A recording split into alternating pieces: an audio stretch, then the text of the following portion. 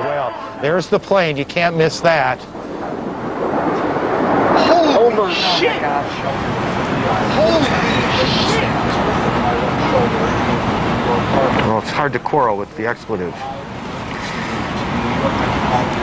You know, The eve of September 11. On this date in 2001, beginning at about 8:45 a.m., a series of terrorist attacks destroyed the Twin Towers of the World Trade Center and severely damaged the Pentagon. Commercial airliners were hijacked and flown directly into 3 different buildings.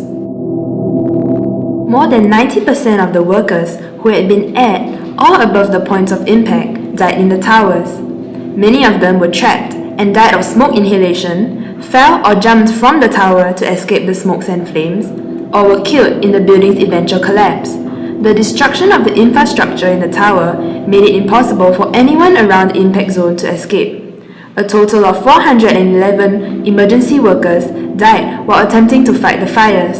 The number of deaths that day was at least 3,000. The windows, it looks like something... We better get out of the way! What's happening? It looks like something from World War II.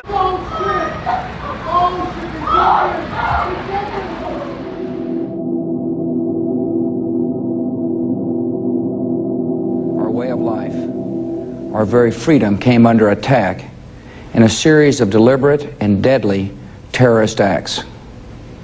The victims were in airplanes or in their offices. Secretaries, businessmen and women, military and federal workers, moms and dads, friends and neighbors. Thousands of lives were suddenly ended by evil, despicable acts of terror. The pictures of airplanes flying into buildings, fires burning, huge structures collapsing, have filled us with disbelief, terrible sadness, and a quiet, unyielding anger. These acts of mass murder were intended to frighten our nation into chaos and retreat. But they have failed. Our country is strong. A great people has been moved to defend a great nation. Terrorist attacks can shake the foundations of our biggest buildings, but they cannot touch the foundation of America. These acts shatter steel, but they cannot dent the steel of American resolve. America was targeted for attack because we're the brightest beacon for freedom and opportunity in the world, and no one will keep that light from shining. Today, our nation saw evil, the very worst of human nature, and we responded with the best of America, with the daring of our rescue workers, with the caring for strangers and neighbors who came to give blood and help in any way they could. Immediately following the first attack, I implemented our government's emergency response plans. Our military is powerful, and it's prepared. Our emergency teams are working in New York City and Washington, D.C. to help with local rescue efforts. Our first priority is to get help to those who have been injured and to take every precaution to protect our citizens at home and around the world from further attacks. The functions of our government continue without interruption. Federal agencies in Washington, which had to be evacuated today, are reopening for essential personnel tonight and will be open for business tomorrow. Our financial institutions remain strong, and the American economy will be open for business as well. The search is underway for those who are behind these evil acts. I've directed the full resources of our intelligence and law enforcement communities to find those responsible and to bring them to justice. We will make no distinction between the terrorists who committed these acts and those who harbor them.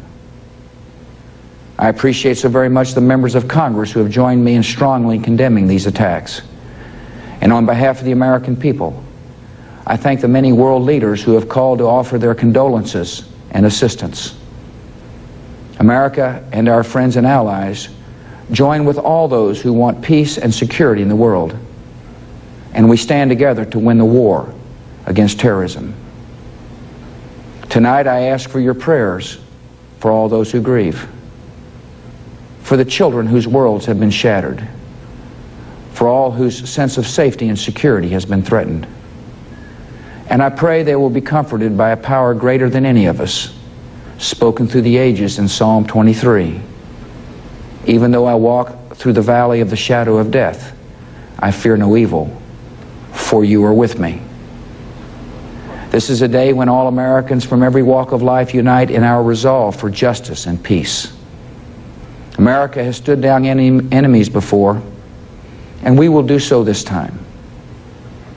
None of us will ever forget this day, yet we go forward to defend freedom and all that is good and just in our world. Thank you. Good night, and God bless America.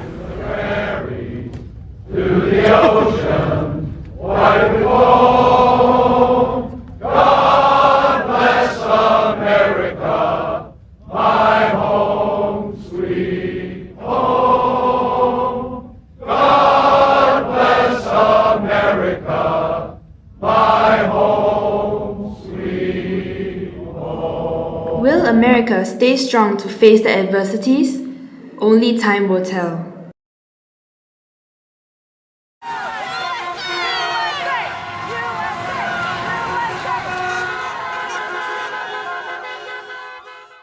Following the event of 9/11, millions of Americans demonstrated their patriotism on street. They flew the American flag on their car or wore it as a shirt.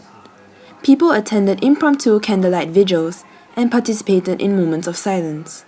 They gathered in common places to pay tributes to the dead and to share their grief with others. They all found a common sense of unity against Islam following the attack.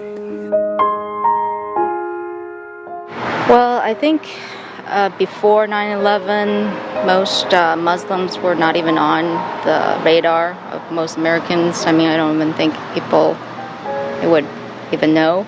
And now I think it's more of a negative connotation. I really don't think the relationship is at all positive. I mean, the Muslims are going to end up falling, you know, and it's only going to be God's people that are going to make it. So, I mean, if you're a Muslim, you're in trouble, you know. I mean, so that's the way I see it. I was made aware that I was not a full American or not an average or normal American right after September 11th. It's like I went to sleep an American and I woke up an Arab, even though I was born and raised in America. American.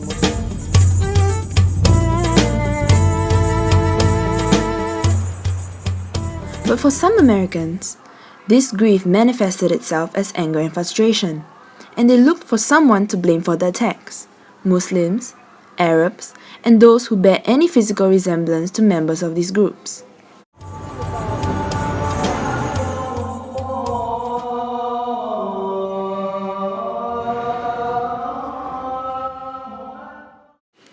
The impact of 9/11 on Muslim Americans is a huge one. It can be categorized into mainly two different categories: economical and social.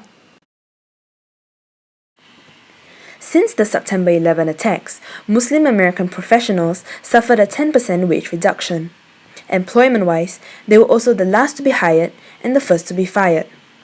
The discrimination was rampant to the extent that resumes with names such as Muhammad did not go anywhere, while the same resume with a different name would have been considered.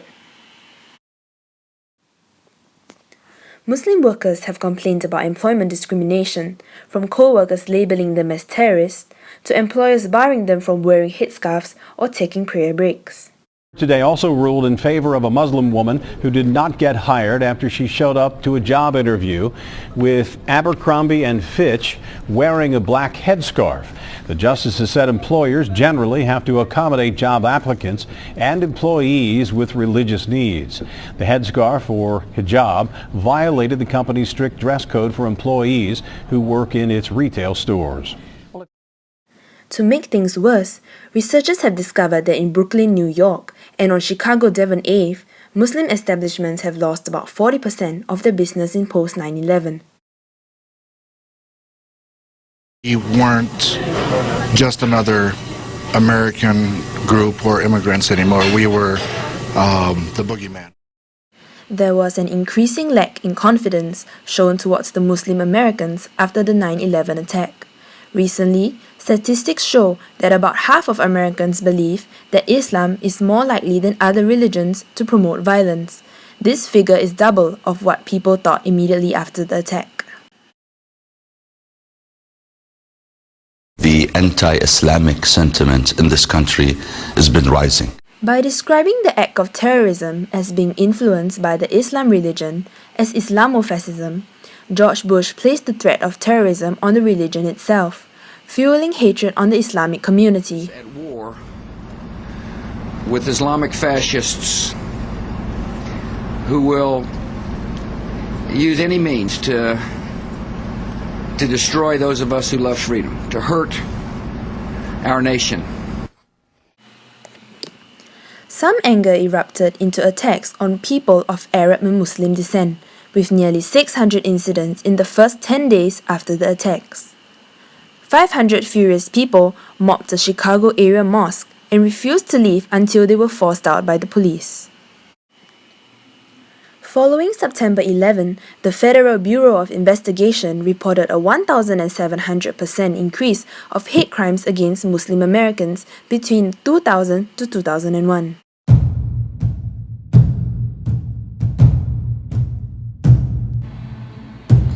This brings forward numerous questions that surfaced from the 9/11 attacks.